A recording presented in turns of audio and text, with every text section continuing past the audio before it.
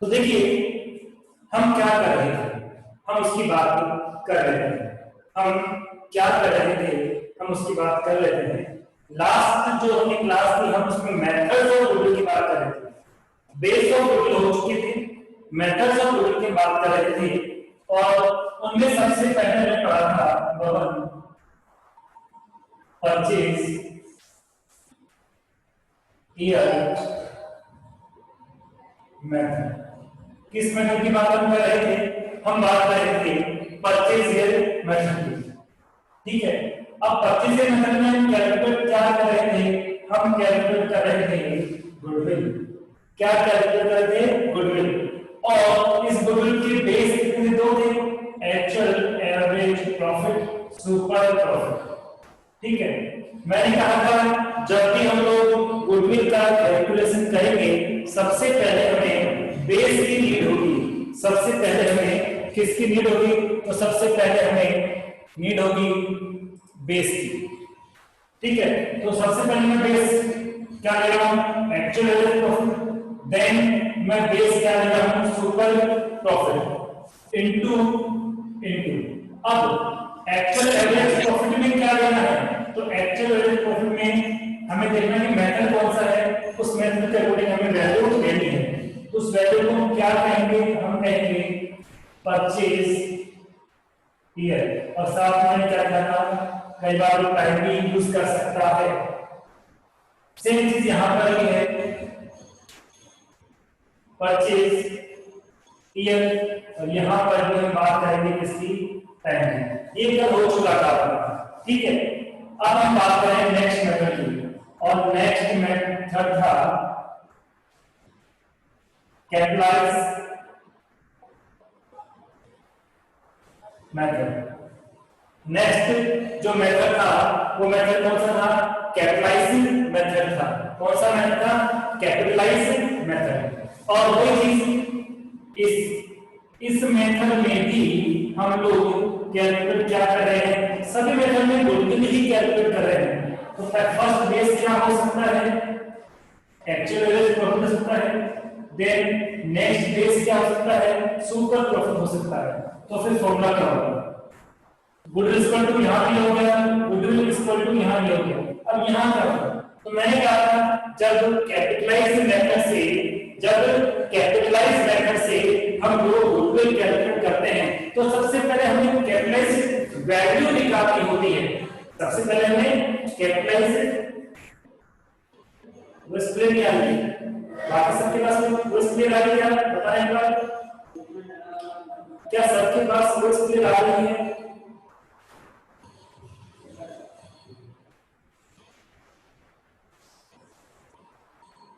Okay ना, थोड़ी सी I think गूंज रही होगी वॉइस, ओके मैं मैनेज करने की कोशिश करता हूं, थोड़ी सी वॉइस गूंज रही है, ओके। तो हम बात कर रहे थे कि जब भी कैपिटलाइज मेथड से हमें गुडविल कैलकुलेट करनी होती है तो सबसे पहले हमें कैपिटलाइज वैल्यू कैलकुलेट करनी होती है, और किसी भी बेस की कैपिटलाइज वैल्यू हमें कैलकुलेट करनी होती है तो हम क्या करते हैं, सबसे पहले उस बेस का यूज करते हैं, एक्चुअल एवरेज प्रॉफिट और सुपर प्रॉफिट, ओके। अब देखिए एक्चुअल एवरेज प्रॉफिट लिखा, सुपर प्रॉफिट लिखा, और कैपिटलाइज वैल्यू कैलकुलेट करने के लिए हम डिवाइड करेंगे आर से, मतलब नॉर्मल रेट ऑफ रिटर्न से हम लोग उसको मल्टीप्लाई करेंगे, अपॉन करेंगे। But NRR always in percentage, ये ऑलवेज परसेंटेज में होती है, इसलिए यहाँ पे हमें 100 यूज करना होगा। तो अभी हमने गुडविल कैलकुलेट नहीं की है, अभी तो हमने ओनली कैपिटलाइज वैल्यू कैलकुलेट की है। क्यों, रीजन है कई बार एग्जाम में गुडविल ना पूछकर ओनली कैपिटलाइज वैल्यू कहां से पूछ लिया, और हमें आंसर लिख हम आंसर क्या है इसका, हम आंसर क्या गुडविल का आंसर क्या है, जबकि गुडविल आंसर नहीं थी, गुडविल नहीं पूछी गई थी, पूछ क्या रहा था कैपिटलाइज वैल्यू। तो कैपिटलाइज वैल्यू का फॉर्मूला ये होगा, हम बात कर रहे हैं गुडविल की, बट हम बात कर रहे हैं गुडविल की। तो फिर क्या करेंगे? तो जब हम एक्चुअल एवरेज प्रॉफिट के कैपिटलाइज मेथड की बात करेंगे तो यहां पर यूज करेंगे normal capital employed, normal capital employed. इसमें कुछ भी लेस नहीं करना है। एक्चुअली सुपर प्रॉफिट की जो कैपिटलाइज वैल्यू है वही गुडविल होती है। सुपर प्रॉफिट की जो कैपिटलाइज वैल्यू है वही गुडविल होती है, बट एक्चुअल एवरेज प्रॉफिट की कैपिटलाइज वैल्यू गुडविल नहीं होती है। वहां हमें क्या लेस करना पड़ता है? नॉर्मल कैपिटल एम्प्लॉयड लेस करना होता है। क्या ये दोनों फॉर्मूले अब तक के जो मैंने फॉर्मूले लिखे हैं क्या आपके प्रॉपर है, समझ में आ गए? अंडरस्टूड? ऑल फोर फॉर्मूलास क्या वाई कैपिटल के उत्तर रिप्लाई कीजिए। क्या आपको समझ में आया सारा? अब देखिए हमारे सामने एक नया पॉइंट आ गया, इसलिए मैं उसका हिंट आपके सामने क्लियर करूंगा। हिंट किस चीज के लिखूंगा? यहाँ पे हमारे सामने आया है नॉर्मल कैपिटल एम्प्लॉयड। कल हमने जो पढ़ा तो एवरेज कैपिटल एम्प्लॉयड था, आज एवरेज कैपिटल एम्प्लॉयड नहीं है, आज अपने सामने है normal capital employed. and there is some change, something change in normal capital employed and capital employed, but what is the change क्या है? तो फॉर्मूला देखिए, उसमें भी हमने क्या किया था? हमने यूज किया था टोटल एसेट्स। हमने क्या यूज किया था? हमने यूज किया था total assets. Is this clear? और टोटल एसेट्स में से वहां हमने लेस किया था एक्सटर्नल लायबिलिटीज। क्या लेस किया था? External liabilities. लेकिन वो एवरेज कैपिटल एम्प्लॉयड का फॉर्मूला था। किसका था? एवरेज कैपिटल एम्प्लॉयड का फॉर्मूला था। आज हम एवरेज नहीं नॉर्मल निकाल रहे हैं, इसलिए वहां पे हमें एक्सटर्नल नहीं यूज करना है, हमें यूज करना है करंट लायबिलिटीज। क्या यूज करना है? करंट लायबिलिटीज हमें यूज करना है। तो एवरेज कैपिटल एम्प्लॉयड और नॉर्मल कैपिटल एम्प्लॉयड दोनों में डिफरेंस समझ में आ गया? किस तरह से दोनों का कैलकुलेशन हम लोग करेंगे। यहाँ पे आप कभी मिक्स मत कर देना। एवरेज एक अलग कंसेप्ट है, नॉर्मल एक अलग कंसेप्ट है। Is this clear?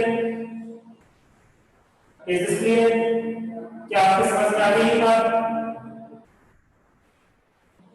तो देखिए इसके बाद हम आगे चलते हैं और हम जाते हैं अपने नेक्स्ट मेथड की और हम बात करेंगे नेक्स्ट मेथड की। और अपना नेक्स्ट मेथड कौन सा है? अपना नेक्स्ट मेथड कौन सा है हम उसकी बात अब करते हैं। ठीक है, नेक्स्ट नंबर 3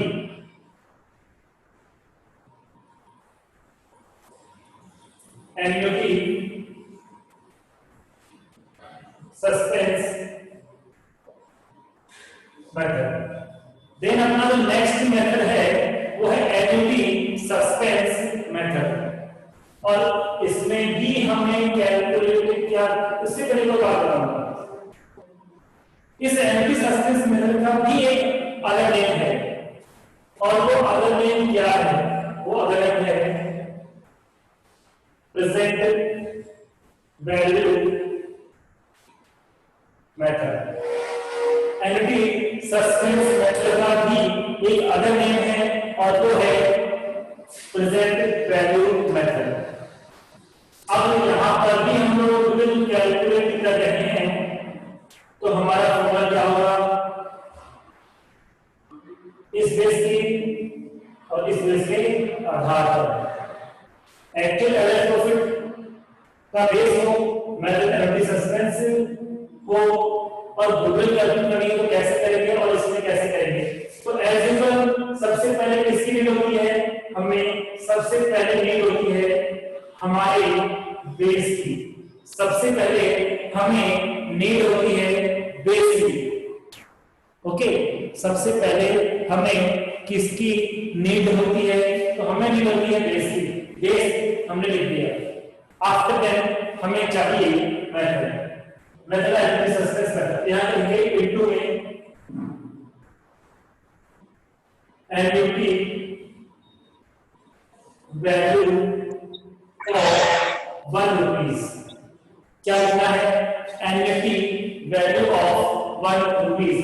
यहां पर भी वही लिखना है, एन्युटी वैल्यू ऑफ 1 रुपीज। क्या लिखना है? Annuity value of 1 rupees. Is this clear? अब ये जो हमारा फॉर्मूला था उसमें मैंने लिखा एन्युटी वैल्यू ऑफ 1 रुपीज। हम लोग प्रेजेंट वैल्यू ऑफ 1 रुपीज भी लिख सकते हैं। Is this clear? अब हमारे सामने फिर से क्वेश्चन आ गया। कि सर ये annuity value of 1 rupees question में गिवन होगा या नहीं होगा?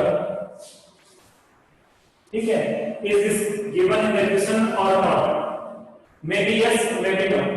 हो भी सकता है, नहीं भी हो सकता है, बट इन योर स्टैंडर्ड आपको ये गिवन होगा। इन योर स्टैंडर्ड आपको गिवन होगा किस तरह से हम लोग एवरेज सस्पेंस मेथड कैलकुलेट करें। बट हमें ओनली एवरेज सस्पेंस मेथड के according annuity value of 1 rupees calculate करने का फॉर्मूला पूछ ले तो क्या मुझे बता सकते हो कि annuity value of 1 rupees calculate करने का फॉर्मूला क्या होगा? क्या आप मुझे बता सकते हो annuity value of 1 rupees calculate करने का फॉर्मूला क्या होगा?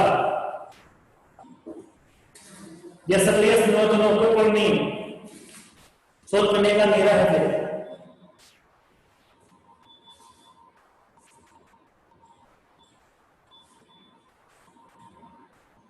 चलो मैं आपको इसका फॉर्मूला बताता हूं। ऐसा है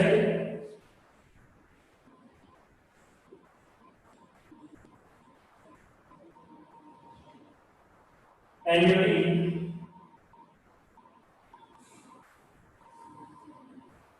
value of 1 rupees.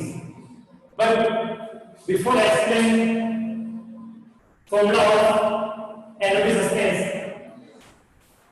I want to know the meaning of annuity value. Annuity value क्या होती है? पहले मैं ये जानना चाहता हूँ, तो मैं बताता हूँ annuity value क्या होती है। देखिए, आज से पहले आपके ग्रैंडफादर के टाइम पे तो आपने देखा सुना होगा उनसे कि वो कहते थे कि मेरे जमाने में कोई जमीन है वो 500 रुपए में मिलती थी। कितने में? 500 रुपए में उनके जमाने में। और आज उस जमीन की वैल्यू कितनी है? जितनी भी है। लेकिन बात क्या है, उस जमाने के 500 रुपए और आज के जमाने के 500 रुपए क्या सेम है? इतना सा बताना। उस टाइम के 500 रुपए और आज के 500 रुपए क्या सेम है? नहीं। लेकिन हम बात करेंगे इकोनॉमिक्स की कंसेप्ट के बेस पर। तो इकोनॉमिक्स का कंसेप्ट वो क्या कहता है, उस बेस पर बात करेंगे कि कोई भी मनी है उसकी वैल्यू सपोज अभी 2015 में 100 पैसे इक्वल है। 2015 में जो 1 रुपीस है उसकी वैल्यू 100 पैसे इक्वल है, यानी 1 रुपया देंगे तो 100 पैसे के इक्वल हम कुछ परचेज कर पाएंगे। ये 15 की बात है। बट जब 16 आएंगे तो हमें अब धीरे धीरे क्या होगा, उसकी वैल्यू डाउन होगी। किसकी वैल्यू डाउन होगी? रुपीस की वैल्यू डाउन होगी। तो सपोज नेक्स्ट टाइम 9217 10% कम करने के बाद फिर सपोज 851 हो जाएगा, 783 हो जाएगा, 721 हो जाएगा। ऐसे उसकी वैल्यू क्या हो जाएगी धीरे धीरे। पहले 100 पैसे, फिर 52 पैसे, फिर 85 पैसे के आसपास, फिर 78 पैसे के आसपास, फिर 72 पैसे के आसपास। तो वैल्यू धीरे धीरे क्या हो रही है? कम हो रही है। हम यही तो जानना चाहते हैं कि 5 साल बाद 6 साल बाद जो वैल्यू है वो उतनी रहेगी या कितनी हो जाएगी, कितनी कम होकर वैल्यू रह जाएगी, उसी को बोलेंगे 1 रुपीज। Is this clear? क्योंकि आज हम किसी भी को स्टार्ट कर रहे हैं, वीडियो बनेगी, आज में बनेगी, धीरे धीरे धीरे धीरे बनेगी। तो यहाँ पर एनपी सस्पेंस, एनपी वैल्यू का मींस क्या है कि जिस ईयर की बात कर रहे हैं उस ईयर में अपने 1 रुपए की वैल्यू क्या रहेगी, 100 पैसे या उससे कम। तो always according to economics value down होती है, आई मीन मनी का जो परचेजिंग पावर है वो कम हो जाता है, उसकी प्रिंट रेट सेम होती है। पहले भी 1 रुपए के ऊपर 1 रुपया लिखा हुआ था, आज भी 1 रुपए के ऊपर 1 रुपया ही लिखा हुआ है, लेकिन पहले 1 रुपए में हम ज्यादा सामान परचेज कर सकते थे और आज उसी 1 रुपए में हम कोई सामान परचेज नहीं कर पाते। आज से 10 साल पहले 5 साल पहले घर में 1 रुपया हमें मिलते नहीं थे, बहुत ज्यादा वैल्यू थी, और आज हमारे घर में आप देखो 1-1 2 रुपए की वैल्यू नहीं है। कोई फर्स्ट पड़ा मिलेगा, फिर आपको ऐसी विंडो में रखा मिलेगा, हम उसको खाते नहीं, क्योंकि अब उसकी वैल्यू क्या हो गई, डाउन हो गई। पर पहले क्या था, वैल्यू थी। इसलिए क्या है, पेरेंट्स भी अवेयर थे इस चीज के लिए कि यहाँ 1 रुपया रखा था, बोल लेगा।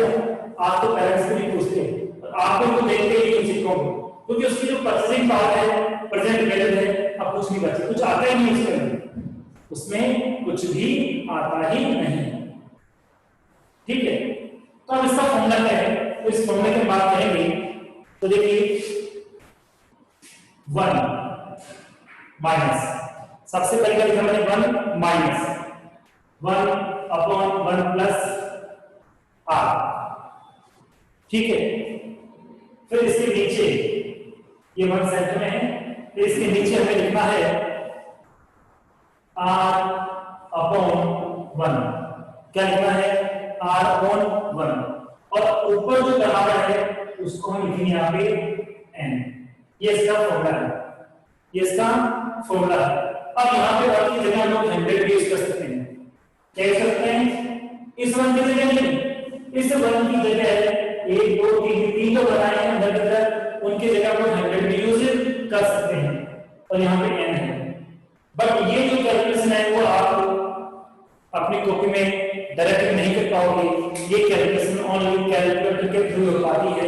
इसलिए आपके इस मिनट में आपको प्रेजेंट वैल्यू का फॉर्मूला पूछेगा, और क्वेश्चन में यदि गुडविल पूछी जा रही है तो प्रेजेंट वैल्यू ऑफ 1 रुपीस आपको ऑलरेडी गिवन होगी, आपको कैलकुलेट नहीं करना।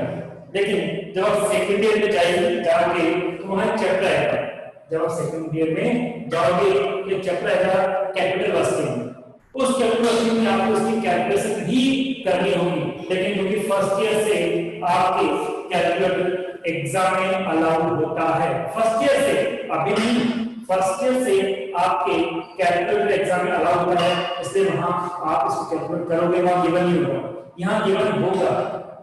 ठीक है, तो क्या आपके ये मेथड समझ में आ गया सबके? क्या ये वाला मेथड भी आपके समझ में आ गया है? Yes no? जल्दी से रिप्लाई कीजिए, क्या ये वाला मेथड भी आपके समझ में आ गया है? मेगा का आंसर आ गया, वेरी गुड। जल्दी आज से नहीं पूछता नहीं है, बट हमें आना चाहिए, हमें इस बात से मतलब नहीं है कि एग्जाम में आएगा या नहीं आएगा, हमें आना चाहिए। एग्जाम में आए नहीं है कोई इशू नहीं है, हमें आना चाहिए, ये इशू है। अब मैंने कहा स्टार्टिंग की जो 3 मेथड है बेस केवल उन्हीं में काम आते हैं, उसके अलावा किसी भी मेथड में बेस का यूज नहीं होता है। 3 मेथड हो गए, एक 4th मेथड पहले पढ़ चुके हैं, कौन सा, हिडन गुडविल। 3 वहां पे हो गया, 4 यहाँ था। हिडन गुडविल का टॉपिक अपना पहले से ही हो चुका है। ठीक है, क्या आप में से कोई मुझे हिडन गुडविल का फॉर्मूला बता सकता है? यदि हाँ तो जल्दी से फॉर्मूला लिख के बताइए इन शॉर्ट। क्या आपको डिटेल से मैंने समझाया कि हिडन गुडविल किस कंडीशन में हम लोग कैलकुलेट करते हैं, और फिर मैंने इसका फॉर्मूला भी बताया था। Who can tell me the formula of hidden goodwill? Who can tell me? No one?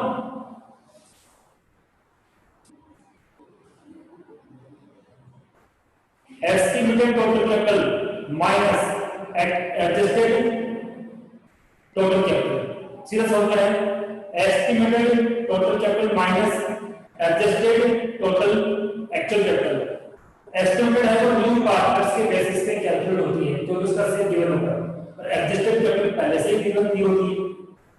ठीक है, अब एक तो बात तो बोलिए आपको मैंने इधर का वो लिखना है क्या, इधर मैं लिख रहा है आपको दिख रहा है, मुझे बताइए नहीं दिख रहा है तो नीचे लिखो, रिप्लाई करके बताइए इधर जो लिखा है वो आपको दिख रहा है।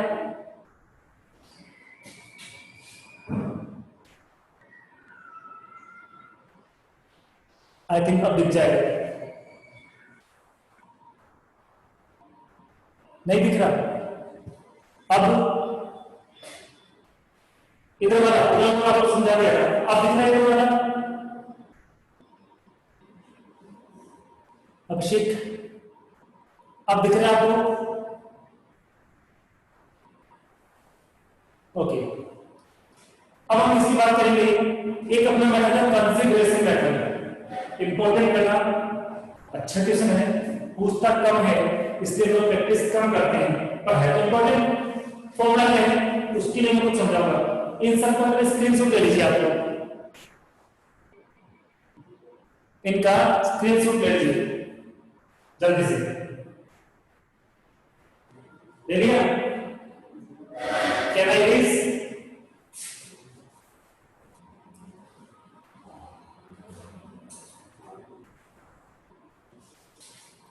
तो हम बात करते हैं लास्ट, सबसे एंड में आएगा उसकी हम बात करेंगे किस तरह से हम गुडविल कैलकुलेट करेंगे लास्ट मेथड से, हिंदी में और इंग्लिश में दोनों बताऊंगा मैं, फिर मतलब है कंसिडरेशन मेथड, प्रतिफल विधि, कौन सी विधि है? प्रतिफल विधि। अब इसमें क्या होता है ध्यान दीजिए, जैसे एक बिजनेस हमने परचेज किया और वो बिजनेस हमने परचेज किया 5 लाख रुपए का, हमने एक बिजनेस परचेज किया और वो बिजनेस परचेज किया 5 लाख रुपए में, ठीक है, लेकिन हमने पता लगाया था कि हमने परचेज तो 5 लाख में किया था, क्या बिजनेस 5 लाख का था क्या? हमने उसको 5 लाख में परचेज किया, क्या बिजनेस 5 लाख का था क्या? इट मींस क्या उसकी नेट एसेट्स 5 लाख रुपए की थी क्या? ठीक है, अब सपोज हमने तो 5 लाख दिया लेकिन उसकी बिजनेस की वैल्यू कितनी है? 4.5 लाख रुपए की है, तो एक 4.5 लाख रुपए की 4,50,000 रुपए की बिजनेस की जो वैल्यू थी उसके बदले हमने उसको कितना पेमेंट किया? हमने उसको पेमेंट किया 5 लाख। ज्यादा किया कम किया? हमने ज्यादा किया।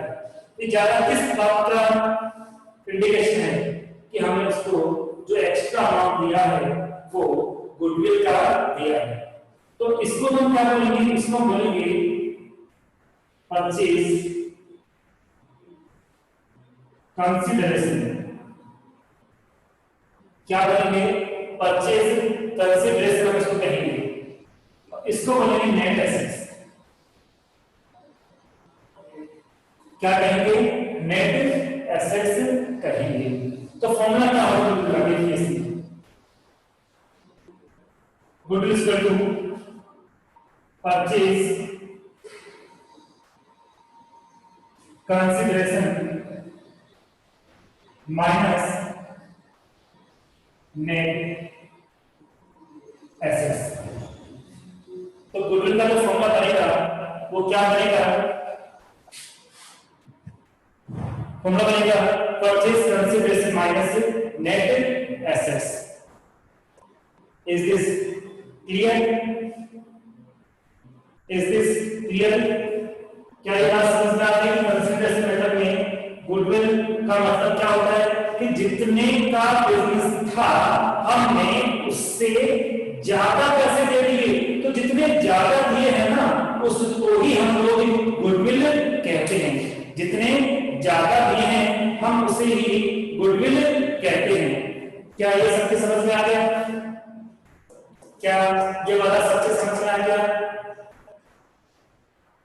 और जनरली होता तो है जब किसी बिजनेस को परचेस करते हैं ना तब इन्वेंटरी सामने आता है। Okay,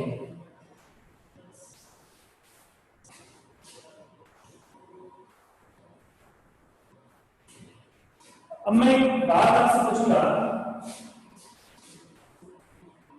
types of goodwill. Goodwill कितने टाइप से होती है? There are two types.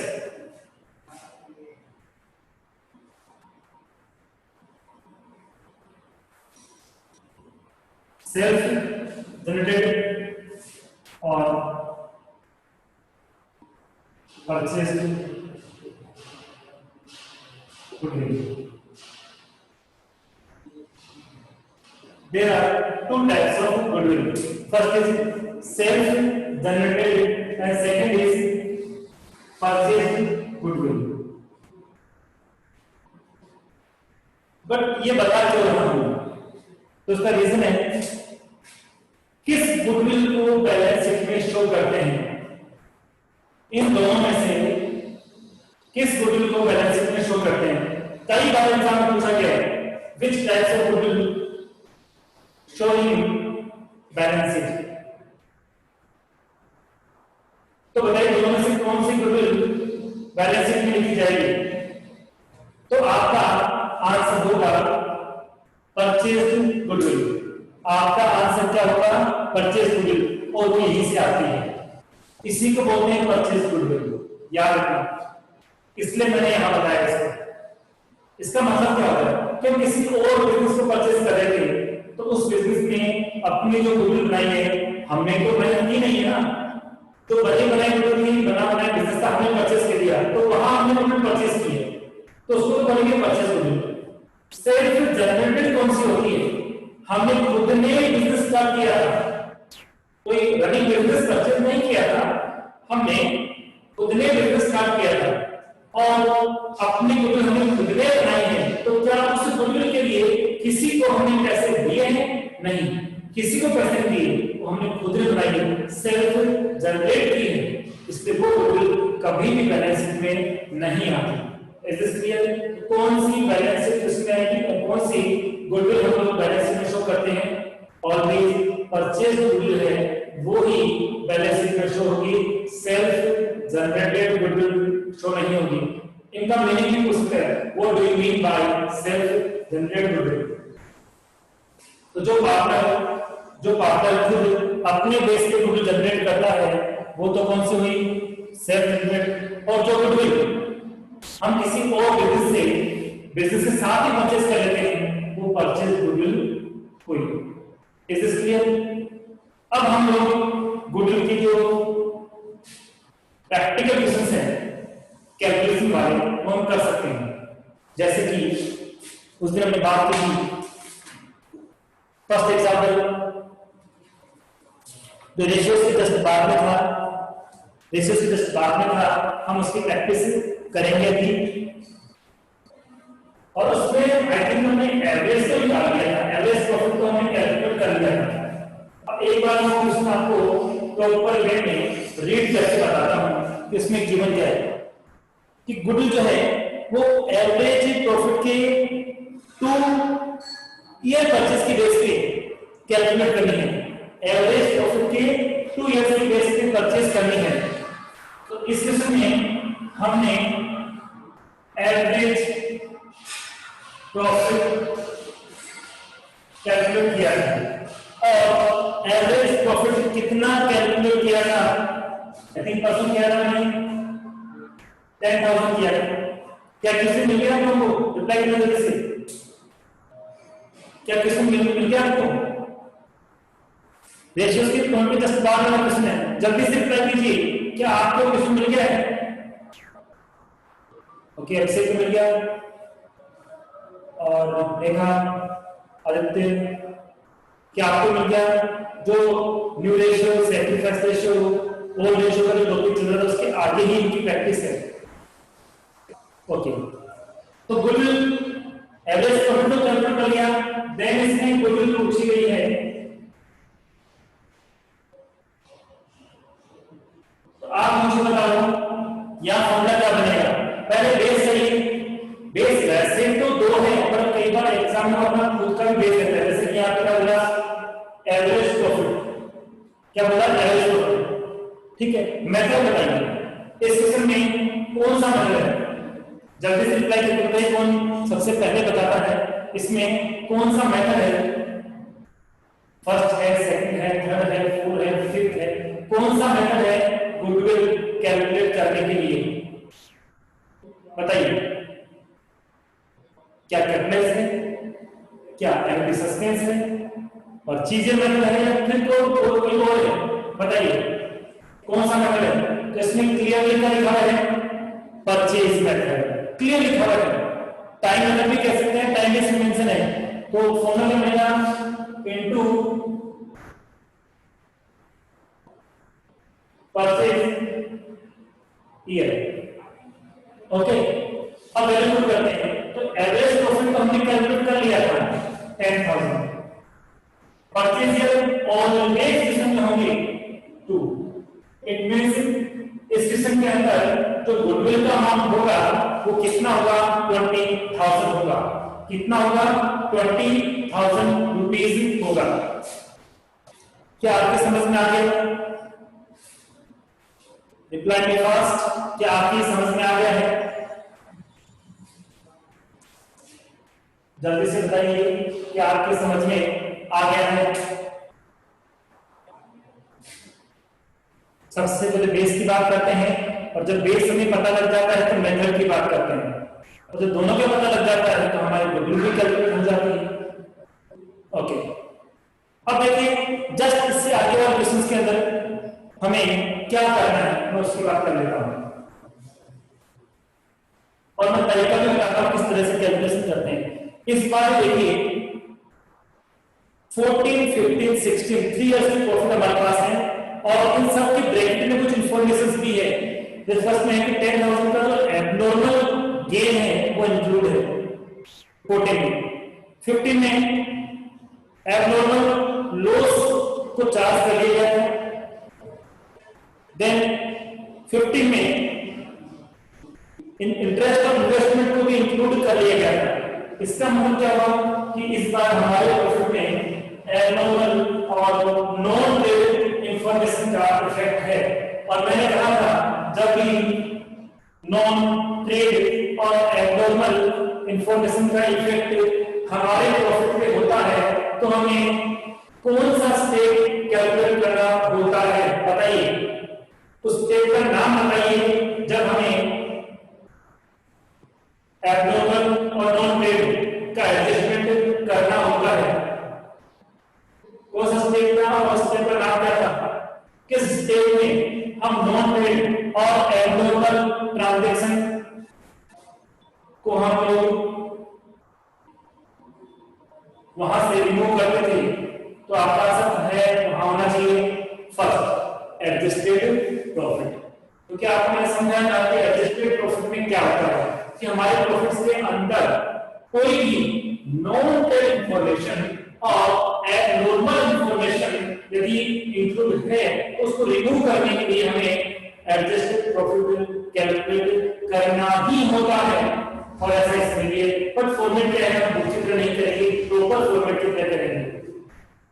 हम लिखते हैं यहां पर calculation of adjusted profit, calculation of adjusted profit, okay.